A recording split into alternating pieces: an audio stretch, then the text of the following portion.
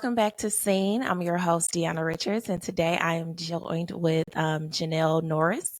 Janell is the founder and CEO of Selfie Skin, and Selfie Skin is a skincare brand that is meeting millennial women with melanated skin at the intersection of skincare and mental health. So, welcome, Janell. So glad to have you. Thank you for having me. I'm glad to be here. Good, good. We're happy to have you here. Now, I actually reached out to Janelle on Instagram because I saw that you were the recipient, one of the recipients of the Tory Burch and Fearless Fund Women of Color Grant Program. Mhm. And I was very excited to see another woman of color win that particular opportunity. And when I checked out your page, your Instagram for your brand is so beautiful. It is. Thank you. It is. It's so relaxing and inviting. And so I'm like, let me hop in this lady's DMs and see if we can have a conversation. Absolutely. I welcome all DMs. Yes, yes. And you did respond quickly. You were very receptive. So thank you. I appreciate that. No problem at all. Thank you for reaching out. Absolutely. Now, Selfie Skin, tell me a little bit about how you made the connection between skincare and mental health. So my skincare journey started forever ago. Actually, I was in college. I went to Hampton University. So, the girls are all about looking Hmm. good, right? And so I wasn't how you have in your dorm room like the go-to for hair, and we had a nail tech. We had everybody, Right. but I was the go-to for what are you using on your skin. And so I was like influencing back then in 2003. So 20 years ago, actually, on my college campus around skincare. And so that's always been something that I've just been into. My friends know it. That was just always something that I enjoyed. So I kind of consider myself like a skincare connoisseur.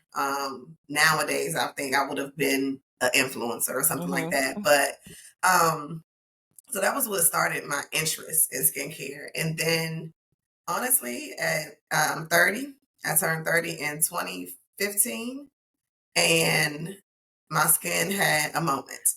It had a meltdown.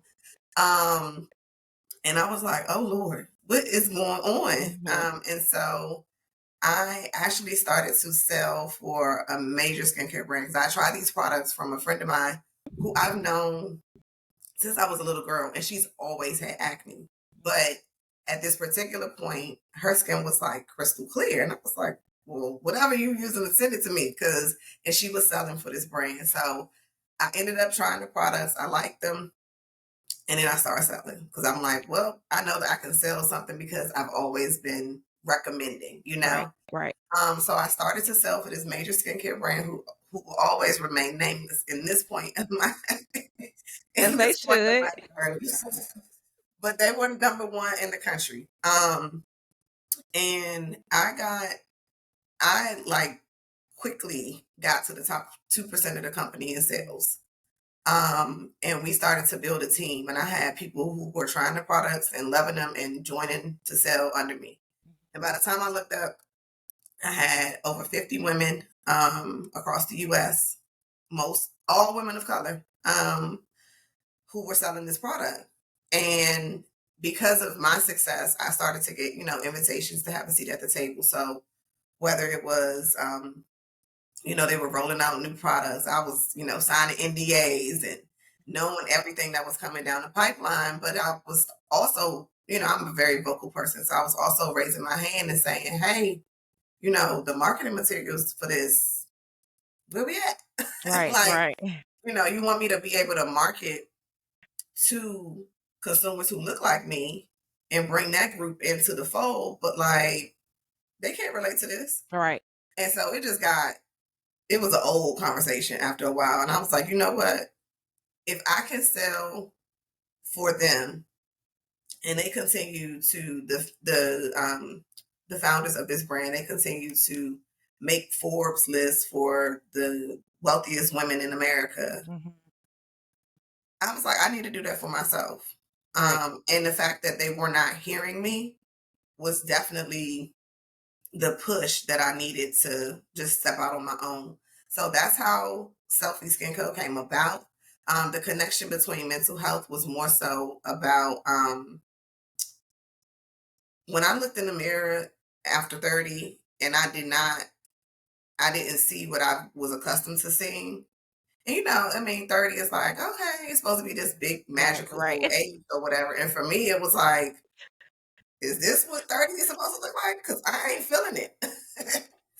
So for me, it was depressing. Mhm. It was depressing. It was sad. I had just started to suffer mildly, but enough to Right. recognize what was going on from anxiety and depression. And so I know that now there are like fields called like psycho dermatology, where Mhm. there are doctors who are studying the connection. So for me, that's what it was. It was just like, okay, I'm not happy with what I see. I wasn't really a makeup girl, Mhm. though I would dibble and dabble here and there, but I wanted to, when I wash my face, I wanted to be happy with what I saw. And Right. so that's kind of how I made the connection. And I realized that I'm not the only one. So, plus all the other stuff that Black women have to deal with, all the, body image and all of those Right. things, they weighed down on us. Then the pandemic hit. It was just a lot. And I was just like, ooh, girl, you got to come out of this. Yeah. And so that's kind of, and for me, that's where the self-care part of, my brand kind of folds in, because self-care is more than just bubble baths and, Right. Right. Right. trips to the spa. Like, yes, those things are enjoyable, relaxing, give you a time to just, decompress. But we got to have those tough conversations. So Right. that's just how it came about. That is awesome. And you bring up a really, really good point that I feel like no one really talks to women about going into their 30s. You hear about all these different changes that you're going Mhm. to experience, but the skincare, absolutely, the skin can be jarring. And for me, it wasn't until I turned 35 that I realized. I was washing my face one day and I was like, actually, I think we need to change our products that we're using on our skin. Because you're 35, your skin looks different, your Mhm. face is changing, and I don't think that that's a conversation that we're having enough with women who are turning 30.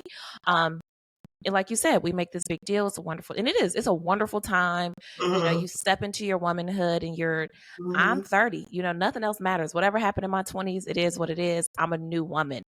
But you Mhm. look in the mirror and you see that your skin has changed. Maybe the blemishes aren't clearing up as fast as they used to. Your Mhm. hyperpigmentation is a little more present than it was when you were 25. And so I Right. think that it is great that you are stepping out to have those conversations with women who are 30 plus, to recognize that your skin is going to change when you turn 30. Everything around you Absolutely. changes, but your skin, the thing that you see in the mirror every day, is going to change. Yeah, so Yeah, I appreciate I that you have two recognize that. children, Hmm. so the under eye bags, all of that, like, and trying to be safe, as safe as possible Right, when it comes to addressing it, so that's where the clean part comes in, because, women of color are 7 times more likely to be targeted with beauty products that contain toxic ingredients.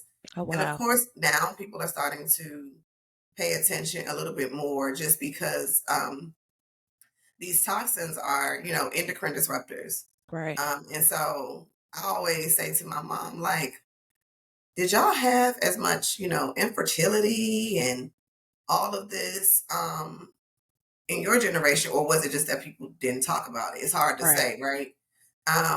But it is becoming a thing Hmm. um, for our generation. And the fact of the matter is, there's so much toxin in the world. Right, The minute you step outside, the minute you wake up, you're breathing in. It's a lot going on. right, right. And so trying to be ahead of it, or do as much as you can on the personal choice options, like your skincare routine, the foods you eat, Right, whatever. right. Just making sure that you're choosing safer options. And Hmm. and the fact of the matter is, the cleaner products tend to take a little longer to work. So Right. that's where but you gotta be patient. So it's like weighing, okay, let me go this route or, this other route, which may take a little bit longer, but regardless, I think the results will be rewarding. Absolutely. Now, did you say 7 times more likely? Absolutely. That is staggering, and I was Hmm. not aware of that. That's staggering, and when you think about that and how things are marketed to women of color, because we deal with things like hyperpigmentation, and to know that we are being presented with these options that are having all types of internal lasting effects, which then are sure are being passed down to our children, right? From Hmm. generation to generation. And so when you started on this journey, what was the driving motivation, right? I know you talked about your skin changing at 30, but when you hear numbers like that, tell me a little bit about how that played into where you are today. Yeah, so it's a twofold answer to that. The first part of it is, like I said, when I was selling for this other company, we were like, the women of color that had joined my team were like, I don't know, we stood out like a sore thumb. As always. Right. It was like, how you go to like a foreign country and you have braids in your hair and they're like, oh, can I touch Hmm. it? It was like that. So when we were, so this company will provide you with marketing assets like social media posts, things like that. The black models, girl, I can't even describe what they would look. It was just like, who? This is a safe space. Okay. So they would hair wasn't done. Hmm. I'm not saying I mean, whether it's natural or not, right? But it would just be a mess. Hmm. Like, that's not how we present ourselves. Um, or going the extreme on, or not having a range, I should say, of color, size, just a Hmm. bunch of different things. And I'm just like, okay, whatever. So what I started to do with my team is we started to have our own photo shoots. Oh, that's So we smart. used to get together. We would all pitch in and hire a photographer. We would coordinate our outfits. We would do this, do that. We would rent a space. And if people came in town, they came in town, like, because people, were all over. And we would have our own photo shoots. And the minute that I knew that this mattered was at one of the conventions. I can't remember which year. The company had their convention in Las Vegas. And what did I see on the screen? In front of 20,000 mainly white women, this big picture that they had grabbed from my Instagram of us. And I was Hmm. like, okay. So Hmm. that for me was like I said, these founders, these women who are white, were Forbes richest women in America. Hmm. And it's a duo. And they were both on the list Hmm. at, I don't know if they were always together. They might have been, held the same spot or whatever together, but the richest women in America. But on the big screen is the blackest, Right. Right. ones who are working for this company. And I was just like, enough is enough. So that was the first thing. Secondly, so 2020 hit, the pandemic hit, things were just not feeling right. The wake of George Floyd, all of that. So that was when I decided that I really can't do this with the brand anymore. And I just cold turkey, like, oh, I'm done. And a lot of people were like, oh, you gonna walk away from all that money? Because it was good hustle money, good side money, right? I ain't had to do nothing. I Right. mean, I sold, but I sold by way of my face and what my skin Hmm. looked like. And then I didn't have inventory, all that stuff. They handled all that on the back end. I just had to drive people to a website, like literally. So it wasn't the manual labor that, Hmm. running a business involves. But at that point, the money didn't even feel worth it, Right. because like at that time, any brand was trying to do whatever they could to show their support, Hmm. whatever that looked like. Although a lot of it was performative, Right. because Per 3 years later, usual. now they're gone. Right. But yeah, so I was just like, nah, that's not cool. And then in 2021, at the end of 2020, I was pregnant with my son, my second child. And I was just like, I want to start something that I could possibly leave behind for them. Um, I just I have a good job, right? And I make good money, but I still wasn't fulfilled. I still wanted to do something. I always had this passion about skincare. So for me, it was a combination of the reality, the writings on the wall, and the reality with this brand that I was working. I had worked sold for 3+ years. Um, Made all this money versus the performative or non. Right. They weren't even pretending to care, right? Like other brands were, Wow. oh, black, remember that day, like the blackout and this and that. Uh-huh. They Everybody's weren't even Instagram was pretending. black. Yeah. They weren't even pretending to care. And I was like, Wow. ooh, the audacity. Um, and then having my son and again, George Floyd, Right. and seeing like I have to create a different life Mhm. for them. And I want to leave behind something that they can be proud of, a legacy. I mean, whether it's leaving behind the actual business or being acquired.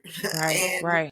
even though that's like people be up in arms about that, but um, trust me, if the opportunity comes my way and You it go. makes sense for my kids to have Right. that Right. legacy, absolutely. So those were the two things that were just like pivotal in terms of me making that shift.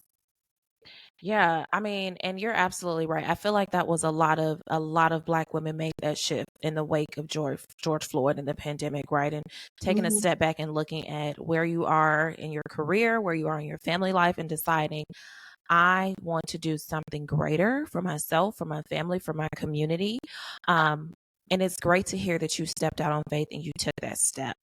And you Yeah. bring up such a great point about if you are presented with the opportunity to get acquired, because that is always it's like an uproar, right? Our people feel like we've turned our backs on them if we sell to someone, if we take on this money. But the reality of it is Black people, especially Black women, deserve to make money. We deserve to build legacies for our families. We deserve to put ourselves in position where we can help those who look like us, right? And so if you do have the opportunity to be acquired, why not take it? Because then you have the money in this space to build something better or build something Mm-hmm. different or start your own foundation where you can Mm-hmm. pour into women who are trying to get to where you are. So Black women deserve to make Mm-hmm. money. We have a right to make Absolutely. buckets of money, like Right. buckets. We deserve that.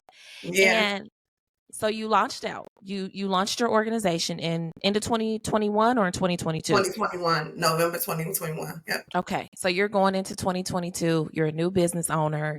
Things are new. You got a fresh baby. You left your corporate, the comfort and corporate of your job. So what Well, was no, that I was like? still with my job. Oh, okay. I work for the federal government. So I work on public health education campaigns in the Okay. government. So at the time I was working on COVID-19. Um, I was a deputy director for the COVID-19 campaign out of HHS, the U.S. Department of Health and Human Services. Um, and now I'm actually at SAMHSA. So I'm at the Okay. Substance Abuse Mental Health Services Administration. It's long. But now I'm able to bridge Mhm. my passion for my skincare, and I'm in the thick of mental health services in this country. So now it's like everything is like Right. perfectly aligned. And of course, my professional career is in marketing, digital marketing, things like that. So I'm able to really perfectly bridge the gap um, That's great. So between you my get to see passion, it from both mm-hmm, ends, the skincare end and the health mental health. space. Yeah. That's awesome. That's great. So talk to us a little bit about what it's like being a business owner, being a startup founder. You know, I always have this conversation with one of my girlfriends, and we talk about she does like consulting for businesses and like getting them their systems and stuff in place. And so we talk a lot about how if you're surviving now, you probably good, right? Because a lot of founders, Black founders, found themselves in a good space in 2020, 2021, right? Where everybody wanted to support a Black business. It was all this attention and spotlight being put on Black businesses. Big corporations were dishing out money, grants, whatever. And then all that dried up. So for me now, it's just motivation, a push to go harder. So being an entrepreneur right now, it's I would describe it as it's a fight. Yeah. It's a good fight. You know, it's definitely a good fight and it's good trouble to be in, but it's a matter of determination and perseverance, and just belief that you're doing what God called you to do. Right. Because if you're not, if you're just solely attracted by the fast money, quick sales, organic sales that you didn't even have to do anything for, you're going to walk away because that's not what is given right now. I mean, you know, every opportunity that I get, I'm putting in work to get it. You know, yes, there are times where someone's mentioning my name in a room that I'm not in, because I'm making those connections and I'm networking. But there again, that's still based on work, upfront work that I was doing to, you know, just build my community and my network. So right now it's a fight, and but it's with any fight, the person who is determined to win will definitely win. And so I'm just determined to win. The good thing is I do have my job. So you know, and I have a support system. My husband, my mom, my family, you know, who's willing to like jump in and help me out, whether it's, hey, I got a whole lot of work to do for work, but I got these 10 orders that I need. Could somebody please, I can help you package them up, but can you drop them off at the post office or whatever the case may be? So yeah, that's just what it is. It's a good fight.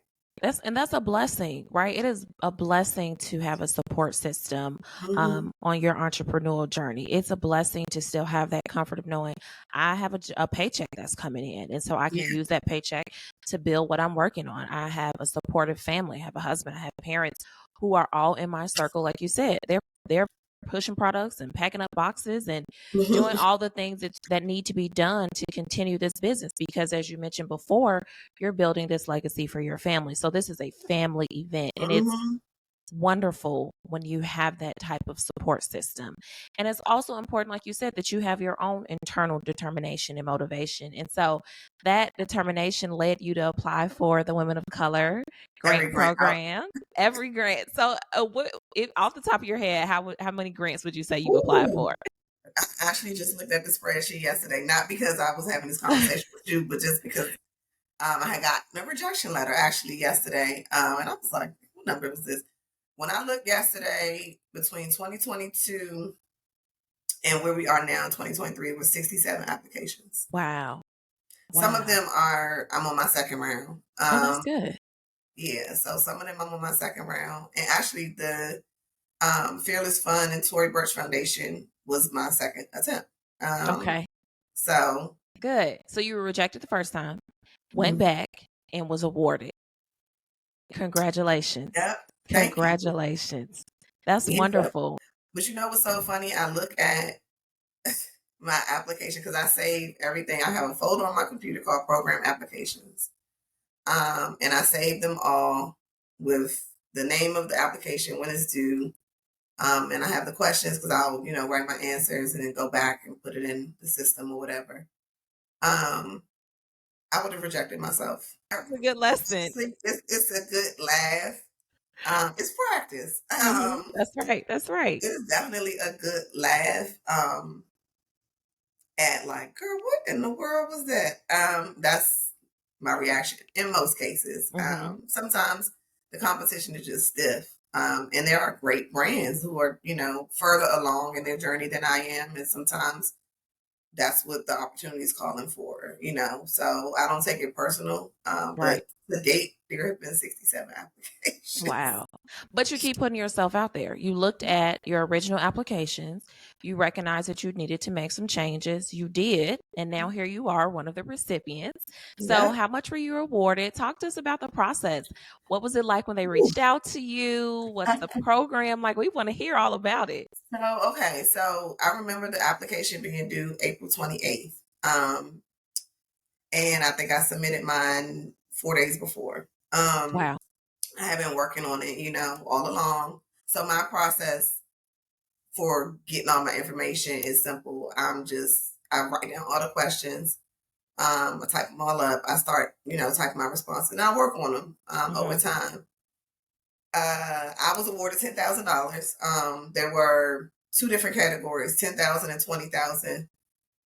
And I don't know all who got 20,000, but I think most of the folks who got that were, they had a greater need. Right.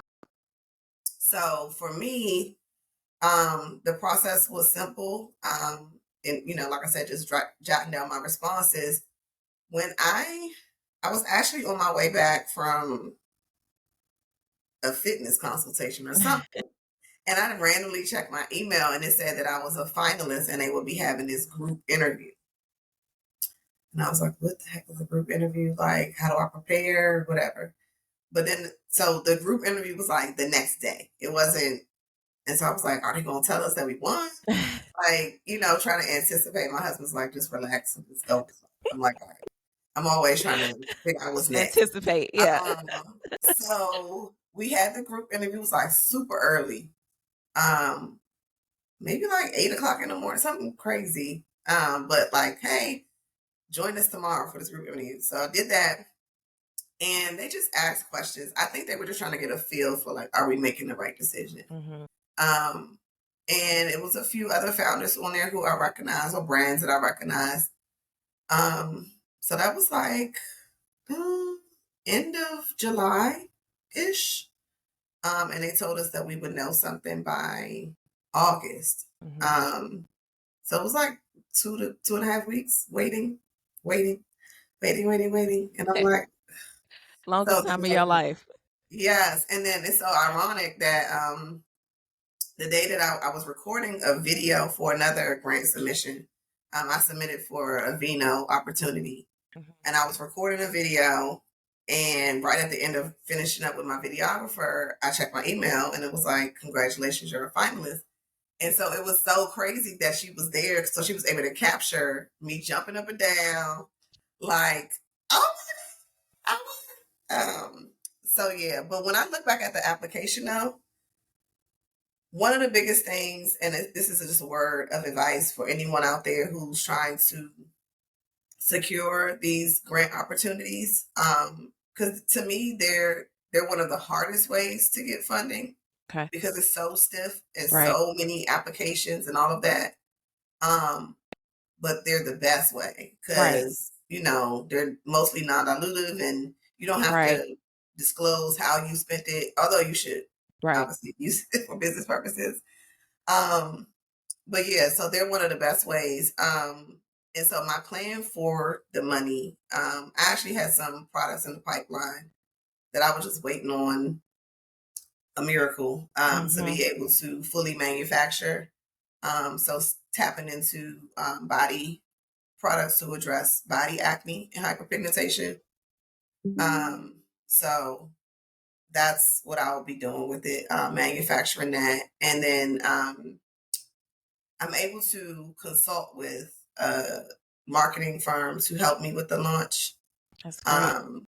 And some, content creation around Wow. the product and all of that. So it'll all be about this new product that I have coming out. That's great. So the program wasn't just No, go I ahead. didn't Go get to ahead. see what the tip was for the so in terms of the application, one of the things that I noticed that was the biggest difference between this year's submission and last year's was that I had SMART goals. Right. So instead of saying like, oh, I want to increase brand awareness, Mhm. right? Just whatever. What I did this time around was I said, I want to increase brand awareness by, various tactics, whether it's influencer marketing, digital, Mhm. paid digital, blah, blah, blah. And I want to increase my social following by 10%, whatever. Just put in some type of numbers to it, whether it's percentages or actual figures.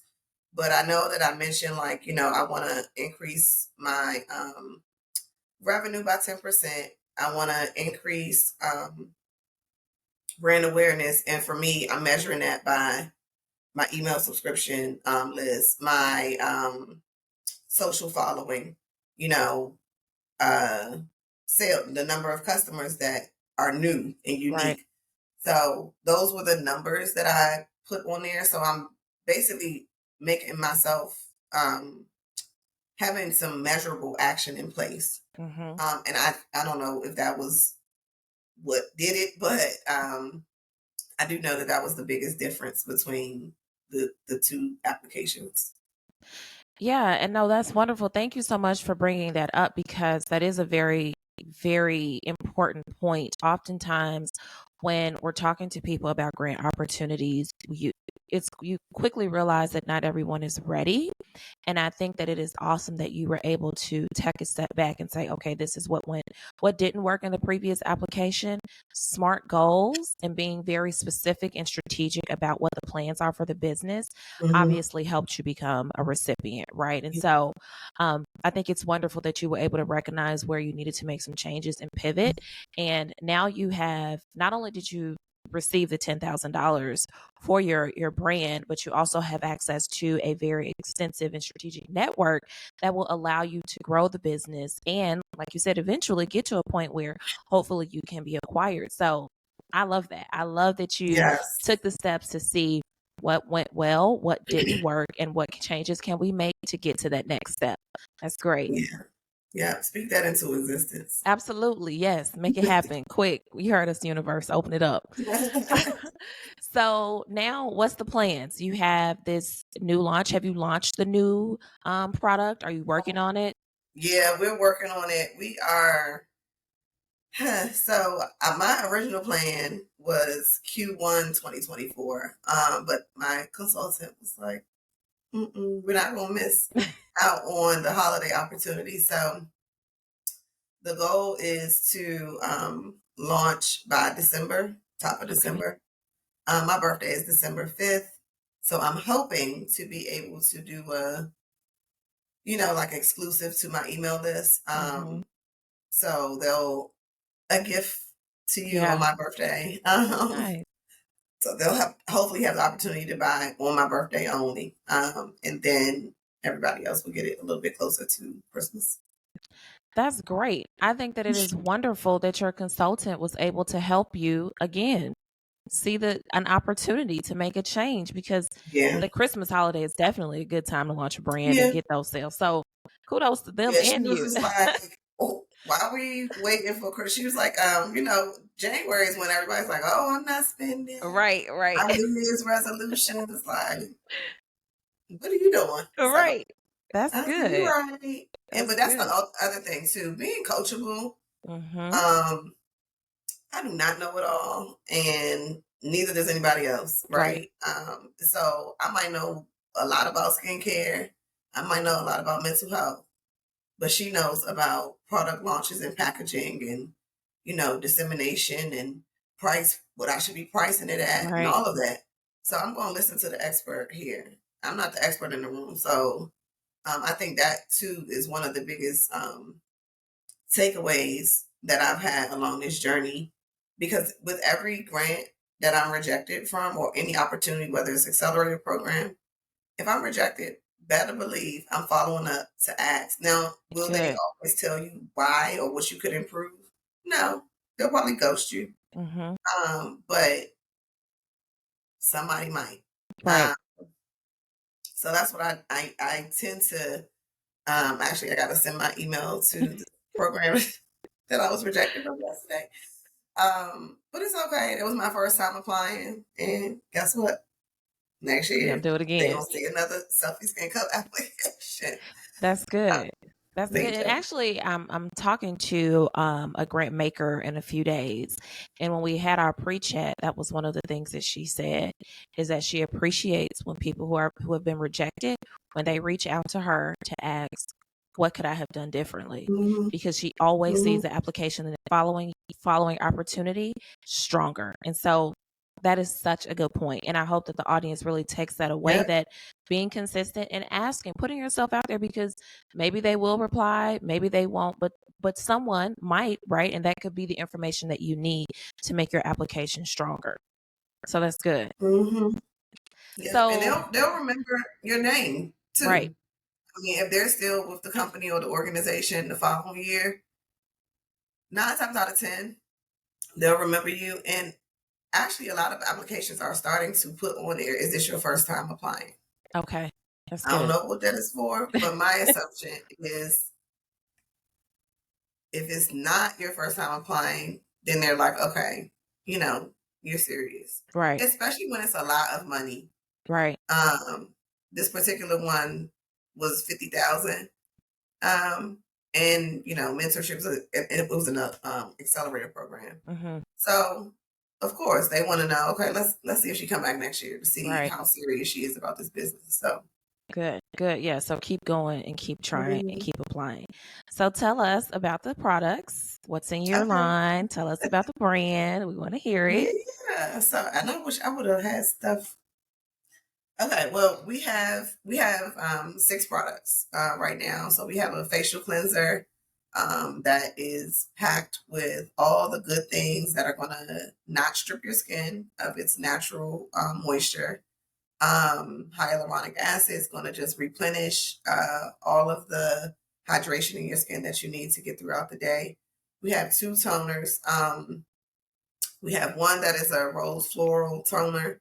It's very mild and it's more user friendly for those with I call them sensitive selfies. So they have sensitive skin. And then we have a pore clarifying toner which has glycolic acid, naturally derived glycolic acid. Mm-hmm. So just help to cleanse the pores. Get that deep down cleansing after you've cleansed your skin with that cleanser.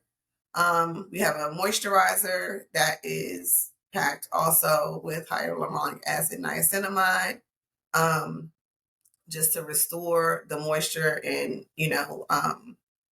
enhance your skin barriers. And then we have an essential oil, which is 100% marula oil. We call it essential because it's like you need it. Right. And it's 100% marula oil. That is the only ingredient in our little jar, our little pot of gold. And we have, speaking of pot of golds, we also have a turmeric brightening mask. So that's a mask that you can use, a couple times a week just to Mm-hmm. decompress, but also to deep cleanse and brighten your skin, and give yourself that at home spa experience. So those are our facial products. I also sell candles just as a means to enhance your self-care routine. Mm-hmm. So I have 2 of those, and my candles are actually handmade in Baltimore, Maryland, by my best friend. She had a candle company that she just, wasn't as passionate about anymore, and I was like, "But you're not going to completely give up on that dream, so we can do this." Because I mean, people love her candles, Right. and I just felt like, of course, that's the perfect enhancement to wellness. Mm-hmm. So yeah, and then in the pipeline we have body products. The product that we're launching, I actually do have that on my. Oh, It's a good. body serum. Okay. So this is like an Oh, that's a all in large one. bottle. Yeah, this is a 6 ounce, but it'll probably be either. We're still deciding, depending on cost. It'll either be a 6 ounce or 8 ounce actually. Okay. Nobody got time to keep my Travel size. feel moisture. Right. And not, like nickel and dime yourself. So this is actually, I think, if I had to pick a favorite out of what I offer this or what I will be offering, this is my favorite. And it's because I don't know about anybody else out there, but I'm one of those girls that's like, all right, I done jumped out the shower and now I need lotion, butter, and an oil. Right. All layering on top of each other so I can glisten. Right. You want to look like a And glazed donut. right. Absolutely. And I want to smell good. I want to feel Right. good. And then 2 hours later, I do not want to be ashy. So this product is literally an all-in-one. It is we're calling it a body serum because it's great. And so it's liquid shea butter, which is typically when you get shea, it's hard and the more firm, composure. So this is liquid shea butter. It has some chamomile in there, organic coconut oil, aloe water, olive squalene, which if anybody knows anything about skincare, squalene is like the thing to moisturize. Oh, wow. It's the ingredient that just keeps on giving. So I'm excited about this. I have to try that. Yes, I will have to send you some when we get it all figured out. We'll be working on packaging, sustainable packaging, and packaging that if you're in the shower or somewhere in your bathroom, it doesn't slip and break. Because who wants to pay money for a good product and then it's all over the floor? Right. So we're just doing a lot of testing with the packaging right now just to make sure it is perfect. That's great. We're excited. Tell the people where we can find you, where we can find the products. Okay, so the website is selfieskinco.shop. Our Instagram is selfieskin_co. And our Facebook is selfieskinco. Okay. Great. And again, I'm Diona Richards across all platforms. Follow us on YouTube at Seen with Diona Richards. Janell, thank you so much for joining us today. It was a pleasure. We loved learning all about the company, what you're building, what you're planning to do with the money. And we really, really look forward to the journey. We look forward to seeing the big launches and everything that you're working on. Thank you so much. And when I have my samples, I'll make sure you get one. Absolutely. I look forward to it. All right. Thank you. Bye. Bye.